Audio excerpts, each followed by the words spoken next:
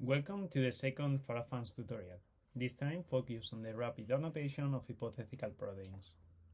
For this, we will assume that we have a valid gene ID. If not, we can use a sequence-based search. We will select Clepstromidium nitens, Mercantia polymorpha, and the well-annotated Arabidopsis thaliana as species of interest.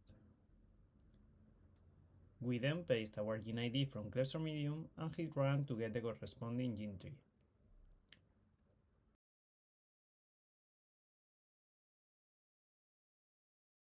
From this tree, we are interested in the upper subclade that contains our gene of interest. To extract annotation of his close relatives, we go to the Geo Annotation tab and select the genes present in the corresponding subclade.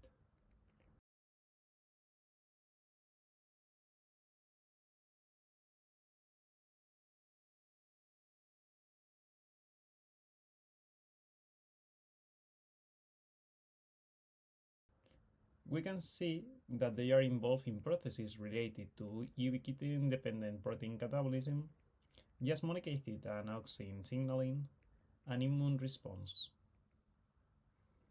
We can then go to the Keg orthology tab and analyze the same subclade. Getting results related to CO1 and Tier1 proteins, which play an important role in jasmonate and auxin signaling pathways, respectively.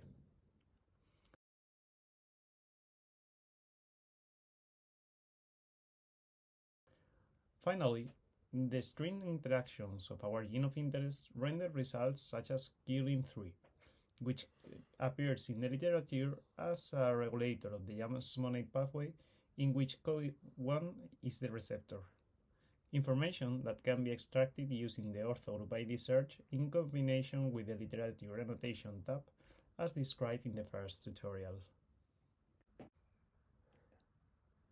In this way, we have shown how foRFUN can be used to annotate proteins with no previous known function.